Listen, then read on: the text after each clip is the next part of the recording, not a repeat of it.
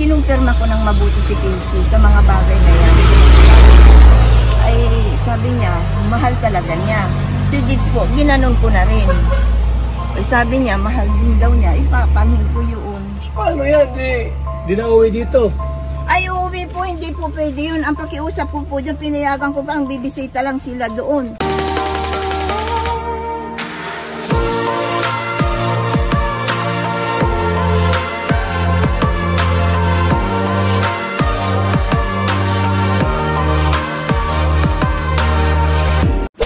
Yes! Tayo po ay nandito ngayon sa Marlick Highway.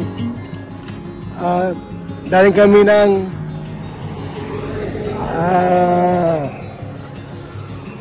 landing pad Lopez, Quezon. Sama ko si Kuya Rubeno. Saan tayo dito? Nay, magandang araw po! Kahapon mula kayo dito. Ano po kami? Nagatid po ng order, nagpasukuan ng order ng banana. Si Casey, wala pa dito? Wala pa po. Pinatawagan ko na nga po ay mamalik. Ha? Pinatawagan ko na po, pinauwi.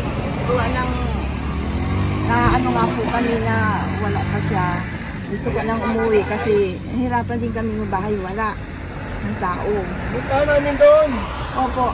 Casey, tapos kinausap ko. Opo. Kasi Jigs, grabe ang kanyang pag-ibig kay Jigs. Matindi yung kanyang pagmamahal kay Jigs. Hindi na kayang hiwalayin. Yun na nga po. Grabe. Yun na nga po ang hindi ko kasi alam niyo, Kuya Matt, sa totoo lang, ay doon ako nahihirapan. Oh. Dahil kinumpirma ko ng mabuti si Casey sa mga bagay na yan. Ay, sabi niya, mahal talaga niya. Si Jigs po, ginanon ko na rin.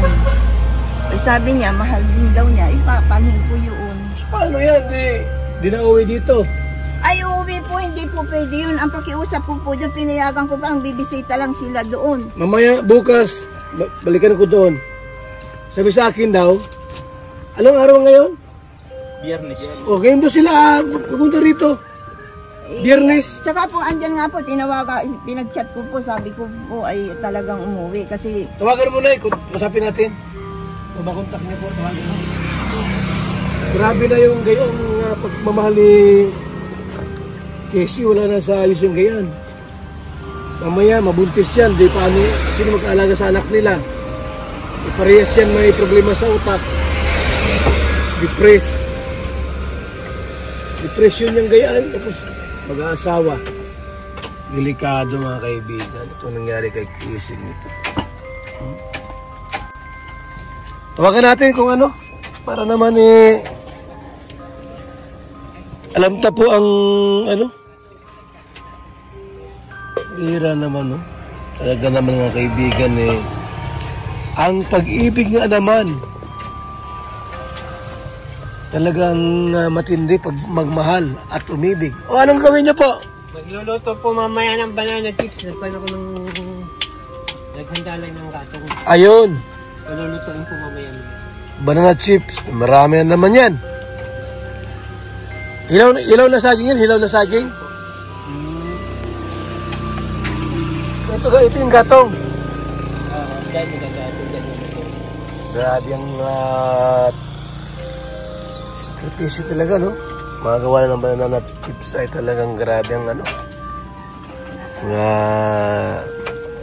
panahon na igugugol. Ayan. Wala pa, di mo natawagan? Si Casey? Ay, naku.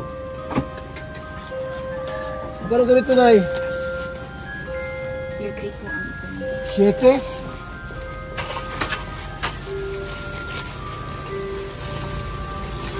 Ay, chicharon pala ito. Chicharong baboy.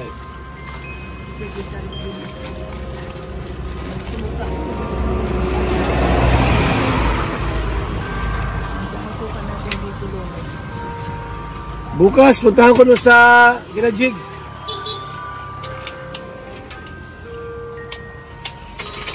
yan mangkok na maliit. Lalagyan Naglipin na sila po. Naglipin na sila. Yung dalawa. Ano po, naglipin na po yung dalawa. Nay, bakit mo hinayaang maglipin yung dalawa na yun? Ba't mo pinayagan na maglipin yung dalawa? Ay, hindi na po. Hindi mo kayang anuhin? Hindi. Awatin o ano? Ano na po yan eh. Ang inaalala ko po yun, madidistress kung mabuti si Casey kasi mahirap pang nahulog na ang loob niya eh. Wala na, ano na?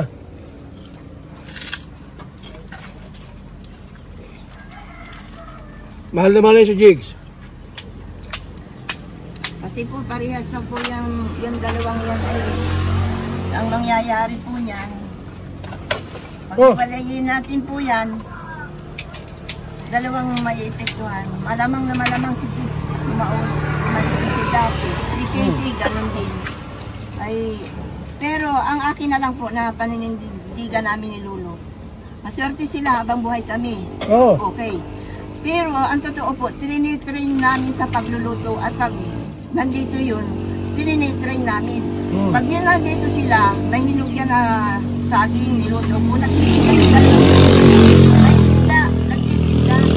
Dahil pinaunawa ko po sa kanila, ang totoo, nakahalagahan ng pamumuhay na ikaw kako, Jigs, na ikaw, magpapamilya ka, sige, ganyan. 2,000 pamakahe.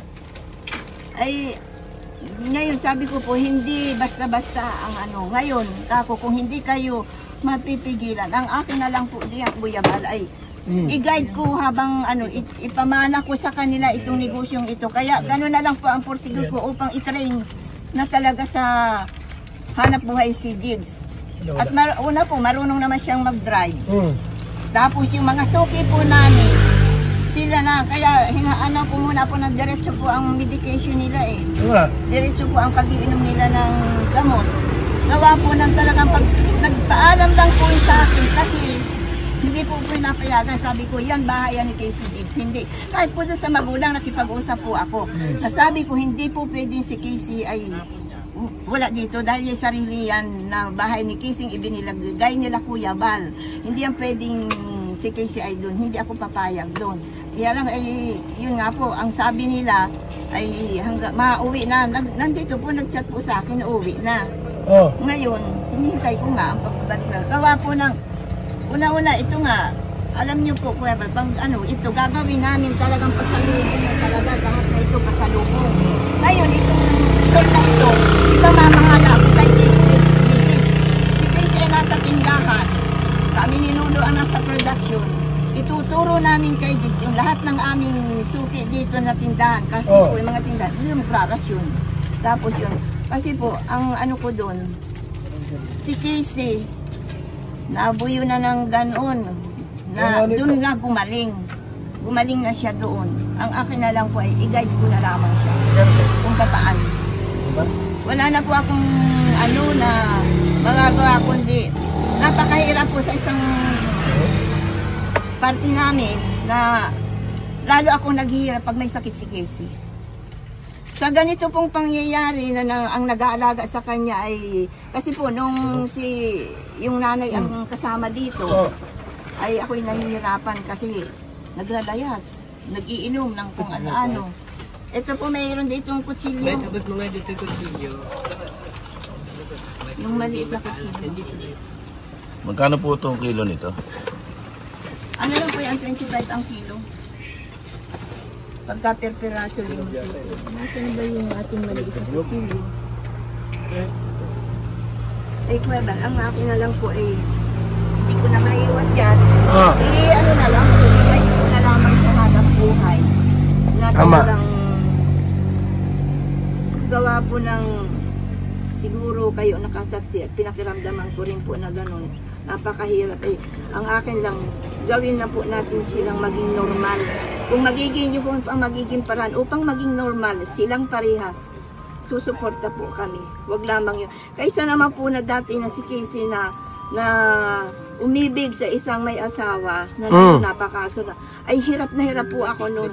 At gawa ng hindi naman tinitigilan. Uy, alam niyo po, tumigil lamang po yung lalaki na yun na ganun makakaso. Ay nung si Casey ay meron ng ganyan na ano. Okay lang po yan at kasapin namin si Casey na bumalik na dito. Opo. Ngayon po, ang ano ko lang po na talagang kahit po doon sa magulang ni Casey, wag nilang, hindi ako papayag si Casey po ay doon sa kanila. Sapagkat talaga pong si Casey ay nasa nung po kasing gumaling si Casey na hindi pa nabibiktima yan, hindi ko naman na Kuya Bal maipapamili si Casey.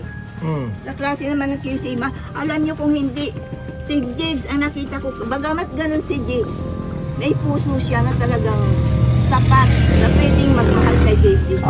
Sino namang matinong lalaki, ay di gawin lang yan si Casey sausawan o kaya ay laruan. Kaya nga ni. Kaya kung ganun po ang aking naging desisyon namin ni Lulo, i-guide namin kung paano maging mabuhay sila ng normal. At wala na po talagang, mahirap po pinakiramdaman ko, kinausap ko, halos talagang ako'y na-stress na rin. Si Jigs naman po, wala man kaming masabi. Nasunod naman siya. Kaya po yun, pag naglulutong kayo si Lolo, yun po ay talagang, mahirap nga lang po muna nabiglain. Kasi nalilimot. Limot pa niya. Kumbaga man sa hindi siya talagang normal na kagaya ng siya. Pero pag na-mindset na po kung paano patakbuhin, gawa ng doon ko po pinag-obserbahan si Jigs. Sa 15 niyang isang driver, hanggang ngayon, marunong siya. Ibig sabihin, pagka talagang nasanay siya sa pagluluto, pagpapatakbo ng maayos na buhay, ay magiging maayos din. Hindi rin po naman ako nawawala ng pag-asa. Pero yun, sa bandang huli po nga, na gano'n, nabigla na ako sa gano'n na may asawa. Siguro po ay may asawa naman. Pero ang inano ko po noon ay, kumbaga, si Jigs ay iniwan. Iniwan na yun. Iniwan na siya. At sabi po nung magulang, kasama po si Kagawad nang magsipagpunta sila dito, ay totoo naman na nagkaasawa na nga yung babae. Kaya lamang, kung yun po ay aking hahadlangan, dalawa pa ang maging Saka si Casey po talagang doon ko nakita na naging normal lang. Bagamat malate pa siyang mabuting hindi pa. Kaya po Kuya Bal, alam ninyo dito, ang pangangalaga ko dito sa ibinigay ninyong itong sa akin na grocery. Ganun na lang. Hanggang nag-aaway kami nung nanay niyan. Ang sabi niya, nasaan yung nanay niyan? Nasaan? ay naroon din po doon sa kanyang asawa, iniwan at hindi ko nga po pwedeng pagsamahin. Mayroon namang bago? Hindi po, yung binalikan yung kanyang kalibin. Saan yun? Yan lang doon din po sa dati naming bahay. May mga anak na rin yun? Wala po, walang. May anak yung lalaki pero siya wala, hindi man siya nagkaanak doon. Ay doon po kami nag-aaway nun. Sabi ko, hindi kayo pwede, yun may bisyo na, sigarilyo. Gusto kuha ng sigarilyo ko, sigarilyo. Bagamat po kayo, wala kayong dinner, pero lahat ng wala dito nung ninyo, pinilit kong maglagyan. Dahil yun ang mabili. Alam niyo pag kinukuha yan, pinipilit ko yan lista. Sabi ko, Annalyn, ito ay binigay para kay Casey. Hindi ko pipiling yan ay, hindi ko. Wala ka ng bigas dito, umusta? Mayroon pa? Wala na po, yan na lang nga po. Ang bigas namin na tinitinda. Ang akin, kasi po, ang ginagawa ko, pagka, ito, gaya niyan, may mga order. Taga-sugsugong po ang may order niyan.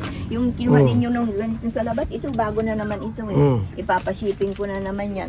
Kumbaga man po ngayon, ang nangyayari sa amin, yung order nila, i-gikas nila sa akin, iluluto namin, ipinapaship namin. Ganon. Opo, wala ang pinaka-rolling na puhunan. Punta ko si Casey bukas kung anong plano niya, kung kailan siya uwi dito.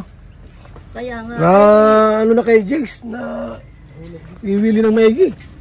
Wala mang gawa doon. Kaya nga po, samantalang kami nahirapan din dito sa bahay. Yung bahay ay mapapabayaan. Hindi naman na namin nilulo, talagang busy kami. Hindi, diyan siya nagagawa siya ng banana chips. Ako naman nagluluto ng ulam. Kaya nga po. Casey, yan o. Pasalubong Store. Kuya ba, meron na itong kantang Casey Pasalubong. Meron na? Meron na po. Oh. Napagawa na namin ng Casey Banana. Kanta. Grabe, no? Para kung kanino. Ganun, no? Ang kanino sa kanino. Wala naman siya. Paano yan? So yan po, mga kaibigan. Update natin. Wala pa si Casey rito, ha? Bukas po ay puntahan ko sa kina Jigs. Sabi sa akin noon, uwi dito. Ngayong Biyernes daw po. Ngayong Biyernes na po ngayon. Sana po wala na sa doon bukas. At tagawi na. Maraming salamat po mga kalingap. Mabuhay po tayong lahat. Paalam muna ako mga kaibigan. And God bless. God bless. Bye-bye. Una pang samantala.